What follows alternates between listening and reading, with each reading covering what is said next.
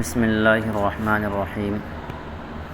معزز ناظرین، آج ہم تمرین نمبر 3 پڑھیں گے، یعنی الدرس الثالث، التمرین الثالث۔ اس تمرین کے اندر جو ہم سے مانگا گیا ہے وہ یہ ہے کہ ہم عربی کا ترجمہ کریں گے اردو میں، اور ساتھ ہی ساتھ اعراب بھی لگائیں گے۔ تو جیسا کہ میں بارہا بتاتا رہا ہوں کہ بھئی کسی چیز کا ٹرانسلیٹ کرنے کے لیے ہمارے لیے شرط اول ہے، پہلے درجے میں ہمیں اس کے لغات یاد ہونی چاہیے اور کچھ قواعد بھی اس کے معلوم ہونے چاہیے جو ترجمے سے تعلق رکھتے ہیں۔ تو ہم سے انہوں نے مانگا ہے کہ آپ جو ہے اردو میں ترجمہ کریں گے، یعنی عربی دی ہے، عربی کے ساتھ اس کا ہمیں ترجمہ کرنا ہے۔ انہوں نے یہاں پر انا استعمال کیا ہے، لعل استعمال کیا ہے، کانا کا استعمال کیا ہے۔ ہمیں پتہ ہونا چاہیے کہ ان کا عمل کیا ہے، یعنی اگر انا ہے تو انا کا پھر عمل کیا ہے، لعل ہے تو لعل کا عمل کیا ہے، اور کانا ہے تو اس کا عمل کیا ہے، ساتھ ہی ساتھ ان کے ترجمے کیا ہوتے ہیں۔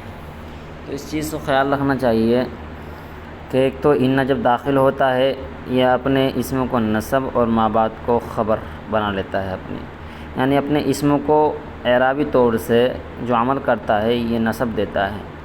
اور جملہ اسمیہ پر داخل ہوتا ہے، جملہ اسمیہ یعنی مبتدا خبر پر داخل ہونے کے بعد مبتدا کو اپنا اسم اور ما بعد کو خبر بنا لیتا ہے۔ جیسے یہاں پر ان الامر بید اللہ، ان الامر بید اللہ، انہوں نے شروع میں بتایا تھا کہ ہم ایسے جملے استعمال کریں گے کہ جن کی خبر شبہ جملہ ہو، جملہ شبہ جملہ ہو۔ شبہ جملہ کے طور پر بتا دیا گیا تھا شروع میں، 41 منٹ کی ویڈیو ہے، ہم نے اس میں پوری قاعدے کی تحقیق کی ہے اور اس کو قاعدہ سمجھانے کی کوشش کی ہے۔ آپ تمرین نمبر 1 کو صحیح سے سن لیں تاکہ آپ کو سننے کے بعد تمرین نمبر 11 12 تک وہ سبق معاون بنے گا آپ کا، اس لیے اس کو بغور سماعت فرمائیں۔ پہلا سبق تمرین نمبر 1، التمرین الاول، الدرس الاول۔ چلیے ہم اس کا ترجمہ کرتے ہیں۔ ان الامر بید اللہ، ان الامر بید اللہ۔ دیکھیے الامر بید اللہ بھی کہہ سکتے ہیں ہم، تو اس کا ترجمہ ہو جائے گا کہ حکم اور فیصلہ اللہ کے ہاتھ میں ہے۔ الامر معنی حکم ہے اور فیصلہ ہے۔ یہ الامر جو ہے یہ فیصلے پر بھی اطلاق کرتا ہے، کسی چیز کا حکم نافذ کرنا، حکم سنانا یا کام بتلانے کے لیے معاملے میں آتا ہے، ٹھیک ہے نا۔ لیکن جب انا داخل کر دیا تو اب اس کا ترجمہ ہو جائے گا، تحقیقی ترجمہ ہو جائے گا، یعنی یقین کے معنی پائے جائیں گے، اس میں شبہ نہیں ہوگا۔ ان الامر بید اللہ، بے شک، واقعتاً، حقیقتاً، کچھ بھی ترجمہ کر دیں گے، واقعی معاملہ اللہ کے ہاتھ میں ہے۔ دیکھیے پہلے ہم انا کو ہٹائیں گے تو ہو رہا الامر بید اللہ، معاملہ اللہ کے ہاتھ میں، فیصلہ اللہ کے ہاتھ میں، حکم اللہ کے ہاتھ میں، کچھ بھی کہہ سکتے ہیں۔ لیکن انا لگانے کے بعد ان الامر بید اللہ، بے شک حکم فیصلہ اللہ کے ہاتھ میں ہے۔ یدن ہاتھ کو کہتے ہیں، اور ہاتھ کا اطلاق جو ہے مونڈھ سے لے کر کے انگلیوں کے کنارے تک ہوتا ہے، یعنی کہ مونڈھا ہے، مونڈھے سے لے کر کے انگلیوں کے کنارے تک ہو جاتا ہے، ٹھیک ہے نا۔ انہوں نے ایک مثال دی ہے، ہم دوسری مثال بھی بنا سکتے ہیں۔ جیسے کسی کو کہتے ہیں الامر ید فلان، بھائی معاملہ تو فلاں کے ہاتھ میں ہے، ہم کیا کر سکتے ہیں، ٹھیک ہے نا۔ جیسے کہتے ہیں بھائی اس معاملے کا تو محتمم صاحب ہی جانے کیا ہوگا کیا نہیں۔ تو ان ھذا الامر ید المہندسی، ٹھیک ہے نا، مہندس جو ہے کسی چیز کے اہتمام کو سنبھالنے والوں کو کہہ دیتے ہیں، ٹھیک ہے نا۔ اسی طرح کہ معاملہ تو حکومت کا ہاتھ میں ہے۔ ان الامر بید الحکومتی، معاملہ حکومت کا ہاتھ میں ہے۔ اسی طرح کچھ بھی جملے لگا لیں گے آپ جو ہے اس کو ہٹا دیجئے الامر کو، یہاں پر کچھ بھی لے آئیے، یہاں پر آپ کچھ بھی رکھ سکتے ہیں۔ تو بہرحال ترجمہ ہو جائے گا ان الامر بید اللہ، بے شک معاملہ اللہ کے ہاتھ میں ہے۔ بس ایک جملہ سمجھ گئے ہم، سارے جملے ہمارے سمجھ میں آ جائیں گے۔ اب یہ لے کر کے آئے ہیں دوسرا نمبر پڑھیں گے پہلے ہم۔ تو اب دیکھیے جیسے کہ ان الحکم بعد التجربتی، تو یہ ہے ان لگا دیا، الحکم کا معاملے میں الحکم کا معنی آ جائے گا فیصلہ، صلاحیت، کچھ بھی کر سکتے ہیں، قوت، ٹھیک ہے نا، کائیں کے بعد ہے بعد التجربتی، تجربہ نہیں کہ تجربہ کہتے ہیں کہ بھائی تجربے کے بعد ہی انسان کو جو ہے کسی چیز کی تحقیق حاصل ہوتی ہے اور کسی چیز کا علم حاصل ہوتا ہے۔ تو پہلا تھا الحکم بعد التجربتی، یعنی کہ فیصلہ تجربے کے بعد ہے۔ کسی چیز کو ہم جبھی اچھی طرح جان سکتے ہیں جب اس کا ہم نے تجربہ کیا ہو یا پڑھا ہو، لیکن پڑھنا ایک پہلا اسٹیپ ہے، لیکن دوسرا اسٹیپ بھی بہت زبردست ہوتا ہے۔ کسی چیز کا جب انسان کو تجربہ ہوتا ہے تو جب علم اور تجربہ ایک ساتھ جڑتے ہیں تو پھر اس کے اندر اور بھی زیادہ پختگی آ جاتی ہے۔ بہرحال تجربہ ہی ہوتا ہے، تجربہ کار آدمی جو ہے کبھی نقصان اٹھاتا نہیں ہے، ٹھیک ہے نا۔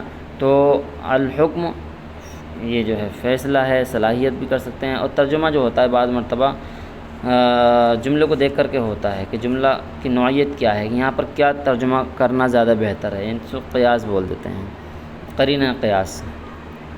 اچھا جی، دوسرے کا ترجمہ ہو گیا ان الحکم بعد التجربتی، کہ فیصلے کی صلاحیت یا فیصلہ، بے شک فیصلہ ان کا ہے نا، تو ان الحکم بے شک فیصلہ تجربے کے بعد ہے۔ نمبر 3 لعل، اب یہاں پر لعل لے کر کے آئے ہیں، یہ بھی افعال حروف مشبہ بالفعل میں سے ہے۔ تو لعل اس کا بھی وہی عمل ہے کہ اپنے اسم کو نصب دیتا ہے۔ تو لعل کا ترجمہ ہوتا ہے شاید، لعل شاید، لعل شاید، لعل المبرأۃ فوق المنضدۃ۔ اب دیکھیں مبرأۃ یہ ایک لغت ہے، مبرأۃ کے معنی کیا ہے؟ پینسل تراش، پینسل تراش۔ تو اب جو ہے فوقہ کا معنی اوپر ہے، المنضدۃ اس کے معنی آتے ہیں میز، ٹھیک ہے نا، اور بھی بہت ساری اس کی لغت آتی ہیں، المائدۃ آتی ہے، اس کا ترجمہ، اس کا جمع آتی ہے مواعد، طاولۃ ہے، اس کی جمع آتی ہے طاولات، ٹھیک ہے نا۔ تو آپ لغت بھی یاد کرتے رہیں، اور یاد کرنے کا آسان طریقہ ہے کہ آپ لکھ لیں، ان کو لکھ لیں، لکھ کر کے چیز سمجھ میں آ جاتی ہے۔ تو یہ لکھ کر کے چیز جو ہے محفوظ ہو جاتی ہے۔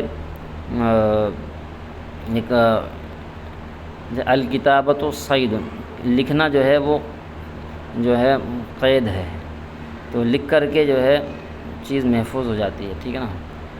آگے چلیں گے، ان الحکم کا ہو گیا ہے، لعل کا بھی ہو گیا۔ اب آج چوتھا نمبر، کان الحارس خلف الباب، کان الحارس خلف الباب، ٹھیک ہے نا۔ الحارس خلف الباب کہ بھئی جو ہے دربان، پہرے دار، کچھ بھی کر لیں گے، الحارس، ٹھیک ہے نا، پہرے دار، یہ پہرا دینے والا دروازے کے پیچھے ہے۔ بابن جمع ابواب، بابن جمع ابواب، پہرا دینے والا دروازے کے پیچھے تھا، دروازے کے پیچھے ہی ہوتا ہے عام طور سے چپڑاسی جو ہوتا ہے۔ تو بتانا ہی چاہتے ہیں، جملہ بنایا ہے کہ کانا لے کر کے آئے یہاں پر، تو کانا کا دیکھو کیا تھا ترجمہ، پہرا دینے والا دروازے کے پیچھے تھا، ٹھیک ہے نا۔ اب ہم اس کا باقی ہے جملہ نمبر 5، جملہ نمبر 5 لیتا، اب لیتا کا استعمال کیا ہے؟ لیتا محمودن، دیکھیے اسم کو ہمیشہ یہ نصب دے رہا ہے، ہر جگہ نصب دے رہا ہے، نصب یہ محمودن لگ گیا نصب، ٹھیک ہے نا۔ محمودن فی المنزل، کاش کے، کاش ترجمہ ہے لیتا کا، لیتا کاش کے محمود مکان میں ہوتا، نہیں کہ ہم ملاقات کرنے گئے محمود ملا نہیں، مکان میں تھا نہیں بیچارہ، وہ تو ہم تمنا کر رہے ہیں کسی چیز پر کہ کاش محمود منزل میں ہوتا تو ہماری ملاقات ہو جاتی ہے، نہیں ہے، کچھ بھی ترجمہ آگے بڑھا سکتے ہیں، آگے بڑھاتے رہیں گے پورا جملہ ہو جائے گا یہ، آپ فی الحال اتنا سمجھیں گے جتنا کتاب میں بتانا چاہتے ہیں۔ اچھا جی، جملہ نمبر 6، اب یہاں پر اصبح لائے ہیں، تو اصبح کا استعمال یہ بھی افعال ناقصہ میں سے ہے۔ اصبح، اصبح طلہ، فوق الازہاری، طل کہتے ہیں شبنم کو، یعنی کہ پھول پر شبنم پڑ گئی۔ تو دیکھیے یہ جو ہے کسی چیز کی تبدیلی کو بتاتا ہے، یعنی کہ پہلے وہ چیز نہیں تھی اب ہو گئی ہے، ٹھیک ہے نا۔ تو اصبح الطل فوق الازہار، زہر جمع ازہار، ٹھیک ہے نا، پھول کو کہتے ہیں۔ اس کے بعد ہم جملہ نمبر 8 دیکھیں گے، 7 دیکھیں گے۔ ان المتقین، یہ حالت نصبی میں ہے متقین، ٹھیک ہے نا۔ تو فی ظلال و عیون، ظل جمع ظلال، عین جمع عیون۔ ظل کا معنی سایہ ہے، عین کے معنی جو ہے چشمہ ہے، ٹھیک ہے نا۔ اور عین کا اطلاق بہت ساری چیزوں پر ہوتا ہے، آپ دھیان رکھیں۔ عین کا اطلاق، عین کے ترجمہ بہت ساری چیزوں، عین جمع عیون، آنکھ کے معنی میں بولا جاتا ہے، بعض جگہ گھٹنوں کے معنی میں بولا جاتا ہے، چشموں کے معنی میں بولا جاتا ہے۔ تو ان المتقین فی ظلال و عیون قرآن کریم کی آیت بھی ہے۔ تو ترجمہ دیکھیں گے ہم، بے شک بچنے والے، یعنی متقین حضرات، پرہیزگار، تقوی والے، دیندار لوگ جو تمام چیزوں کی مکروہات سے بھی بچتے ہوں، ٹھیک ہے نا، مکروہات سے بھی بچتے ہوں، ان کو متقی کہا جاتا ہے۔ اور فی ظلال و عیون، وہ قائم ہوں گے، سایوں میں ہوں گے اور چشموں میں ہوں گے، یعنی کہاں پر؟ عالم، جب ہم اس دنیا سے رخصت ہو جائیں گے اور اللہ رب العزت کے یہاں پر جنت میں پہنچ جائیں گے ہم، تو وہاں کی عیش و عشرت کے بارے میں بتانا چاہ رہے ہیں یہاں پر کہ متقین حضرات یہاں پر جو زندگی گزارتے ہیں، گزار کر کے وہ مجاہدانہ اور پریشانی کی زندگی یہاں گزار کر کے آخرت میں ان کو عیش و عشرت ملیں گی۔ کیا؟ فی ظلال و عیون، چشموں میں ہوں گے، سایوں میں ہوں گے۔ وہاں کی شدت تو ہمیں پتہ ہی ہے کس طرح ہوگی، آگے جملہ بھی آ رہا ہے، ان شدت الحر، ان شدت الحر، دیکھیے ان شدت الحر من فیح جہنم، شدت معنی گرمی کے، شدت معنی تیزی کے آتے ہیں، الحر معنی گرمی کے آتے ہیں، تو یہ مضاف ہو رہا ہے، ان شدت الحر، مضاف پر الف لام کبھی بھی داخل نہیں ہوگا، قیامت داخل آ جائے گی لیکن الف لام داخل نہیں ہو سکتا۔ من فیح جہنم، جہنم یہ غیر منصرف ہے، من فیح جہنم، اس لیے اس پہ نصب آ رہا ہے، ٹھیک ہے۔ غیر منصرف پر ہم ایک مکمل ویڈیو بنائیں گے، آپ اس کو سماعت فرما لیں گے تو آپ کو پتہ چل جائے گا کون کون سی چیزیں غیر منصرف ہیں، اس پر ہم ویڈیو بنائیں گے مکمل طور پر۔ پہلے بھی بتایا گیا کہ افعال ناقصہ کا استعمال کس طریقے سے ہوتا ہے، اس کے پر بھی ہم ویڈیو بنائیں گے۔ فی الحال آپ انتظار کریں، انشاءاللہ ویڈیو ملے گی، اور ہمارے اس چینل سے جڑے رہیں بزم صراط المستقیم سے، اس لیے کہ اس سے جڑنے سے آپ کا تعاون ہمیں ملے گا، اور آپ کی وجہ سے ہمارے بھی علم میں اضافہ ہوئے گا اور آپ کے علم میں بھی اضافہ ہوئے گا۔ جڑنے کے لیے طریقہ وہی ہے کہ آپ جو ہے سبسکرائب کر لیں، لال سا لکھا ہوا ہے SUB کر کے، اور آگے پوری اسپیلنگ، اس کے بعد گھنٹی کا بیل آئیکن آئے گی، بیل آئیکن دبا کر کے اس کو آپ آل کر دیں تاکہ ہر لیٹسٹ نئی ویڈیو آپ تک پہنچ جائے، اور ہم بھی آپ کی اس نیک سعی کے اندر، کوششوں کے اندر ہم بھی آپ کے ثواب کے مستحق بن جائیں اور شریک ہو جائیں۔ خیر، بہرحال آگے ہم چلیں گے کہ نواں جملہ سارا کا لے کر کے آئیں، سار الکسلان فی حیرۃ، حیرت کو بولتے ہیں، کسلان یہ جو ہے اس کی جمع کسالہ آتی ہے، کسالہ، ٹھیک ہے۔ تو سست کو کہتے ہیں، سست آدمی جو ہوتا ہے وہ کچھ کر نہیں پاتا ہے دنیا کے اندر، بس سستی جو ہے اس کا علاج یہی ہے کہ آدمی پھرتی لے کر کے آئے۔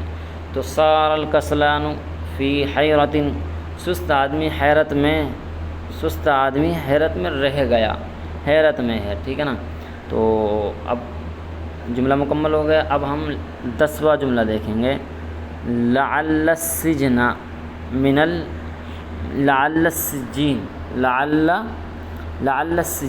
من الابرار۔ تو دیکھیے لعل کا ترجمہ ہم پہلے بتا چکے ہیں، پہلے بھی جملہ آ چکا ہے، اس کے معنی ہے شاید قیدی بے جرم لوگوں میں سے، اور آج اس طرح کا بہت کچھ ہو رہا ہے کہ کسی بھی ناجائز، کسی بھی جو ہے مقدمے میں پھنسا دیا جاتا ہے، اور وہ مقدمہ در حقیقت مقدمہ نہیں ہوتا، ایک فراڈ ہوتا ہے۔ اللہ رب العزت سب کو ایسے مقدموں سے، ایسی آفات سے اور ایسی پریشانیوں سے محفوظ رکھے ہر مسلمان بھائی بہن کو۔ چلیے ترجمہ ہو گیا ہے لعل السجین من الابریہ، من البری جمع ابریہ، تو قیدی شاید کہ قیدی بری یعنی کہ بے جرم میں سے ہے، بری لوگوں میں سے ہے، بے جرم لوگوں میں سے۔ ان القلب بین اصبعی الرحمن، دیکھیے یہاں پر اس کا خیال رکھیں گے آپ، اس چیز کا خیال رکھیں آپ، یہ دیکھیے اصبعی جو ہے یہ یہاں پر جو ہے یہ یا ہے، یہاں پر یہ یا جو ہے تثنیہ تھا، یہاں پر اصبعانی تھا، لیکن نون اضافت کی وجہ سے گر گیا ہے، اس لیے یہاں پر یہ یا آ گیا، یا پھر اس میں ایک تعلیل ہوئی ہے، ٹھیک ہے نا، تھوڑا سا اس کا ایک قاعدہ ہے، تو اس پر بھی ہم انشاءاللہ قاعدہ بنائیں گے، یعنی کہ اضافت مضاف اور مضاف الیہ کا اعراب کیا ہوتا ہے، اور محموز، معتل، اجوف یائی، اجوف واوی، محموز یائی، محموز واوی، یہ تمام ہم بتائیں گے انشاءاللہ۔ اس کے بارے میں بھی ایک مکمل ویڈیو ڈال دی جائے گی۔ دراصل مشغولیت کی وجہ سے ابھی مکمل طور پر اس پر محنت نہیں ہو پا رہی ہے، میں کوشش کر رہا ہوں، آپ دعا کریں کہ اللہ رب العزت مجھے کوشش کرنے کی توفیق مرحمت فرمائے۔ ترجمہ کریں گے ان القلب بین اصبعی الرحمن، کہ دل، قلب جمع قلوب، دل رحمان کی دو انگلیوں کے درمیان ہے، انگلی، ٹھیک ہے نا، اصبع جمع اصابع جو ہے انگلی کی تثنیہ ہے۔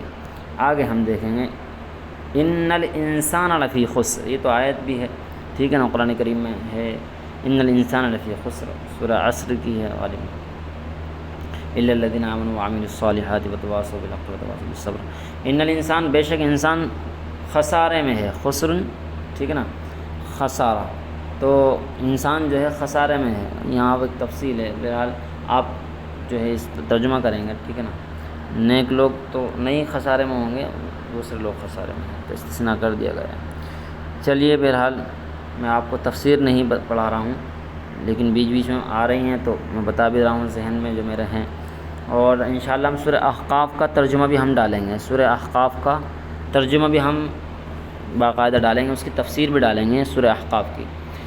چلیے بہرحال اگلا جملہ ہے کہ ما زال الکسلان، آپ کو اعراب تو سمجھ میں آ رہے ہوں گے، ما زال الکسلان فی تردد و تمنی، تو سست آدمی سوچ وچار اور تمنا میں رہتا ہے، تردد، سوچ وچار، تمن، یہ جو ہے وہی آدمی تمنا کرتا ہے، بس سست آدمی کی تمنا ہی کرنا ہے، بس تمنا ہی کرتا رہ جاتا ہے بیچارہ وہ۔ چلیے انما الصبر، 14واں جملہ دیکھیں گے، انما الصبر عند الصدمۃ الاولی، ٹھیک ہے نا، اس پر ایک واقعہ بھی ہے کہ ایک بڑھیا رو رہی تھی، اس کا بیٹا انتقال کر گیا تھا تو بہت زیادہ رو رہی، نبی کریم صلی اللہ علیہ وسلم کی اس سے ملاقات ہوئی تو بہت سمجھایا اس کو، لیکن وہ سمجھ نہیں پائی، تو بہرحال ایک منٹ رکیں گا آپ۔ ہاں جی،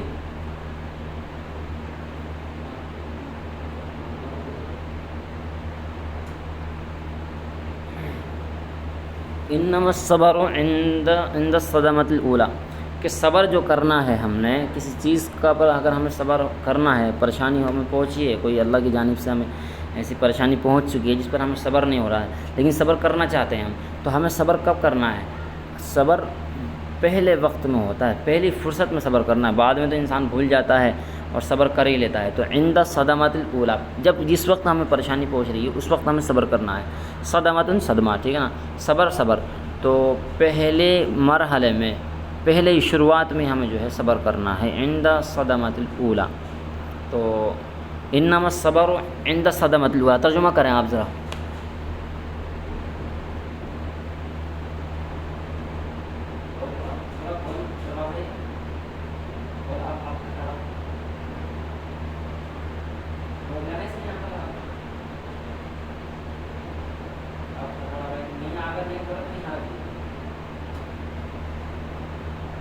عند صدمۃ الاولی، پہلی فرصت میں ہمیں صبر کرنا ہے، بعد میں تو صبر آ ہی جاتا ہے۔ چلیں گے اگلا پھر، انک فی الواد، انک فی واد وانا فی واد، میں ایک وادی میں ہوں اور آپ ایک وادی میں ہیں، وادن، تو وادن آپ جانتے ہیں، وادی کہتے ہیں کہ ارد گرد ایک پہاڑ ہو، بیچ میں درمیان میں میدان ہو، جیسے کشمیر ہے، کشمیر ایک وادی ہے، اس کے ارد گرد پہاڑ ہیں اور جو ہے بیچ میں میدان ہے، تو وادی آپ ایک وادی میں ہیں، میں ایک وادی میں ہوں، ٹھیک ہے نا، جملہ بنا دیا ہے نا۔ ان الصفا والمروۃ من شعائر اللہ، والمروۃ واو پر زبر ہے، والمروۃ پڑھ دیتے ہیں بہت سے، ٹھیک ہے نا، من شعائر اللہ، بے شک صفا اور مروہ، بے شک صفا اور مروہ اللہ کی نشانیوں میں سے ہے، ٹھیک ہے نا، من شعائر اللہ، من شعائر اللہ، شعائر معنی نشانیاں۔ تو اس طریقے سے میرے بھائیوں اور معزز ناظرین، یہ تمرین نمبر 3 مکمل کر دی ہے۔ آپ محنت کریں، اور کچھ بات سمجھ میں نہیں آئی، میں بارہا بتاتا رہا ہوں اس بات کے بارے میں کہ آپ مجھے کمنٹس کر سکتے ہیں اور اس میں معلوم بھی کر سکتے ہیں، اور انشاءاللہ کچھ وقت کے بعد ہم لائیو پڑھانا شروع کریں گے، تو آپ بتائیے کہ کون سا وقت صحیح رہے گا جس وقت لائیو پڑھایا جائے۔ خیر، جب تک کے لیے چوتھی تمرین آئے گی انشاءاللہ، جب تک کے لیے آپ کو خدا حافظ، السلام علیکم ورحمۃ اللہ وبرکاتہ۔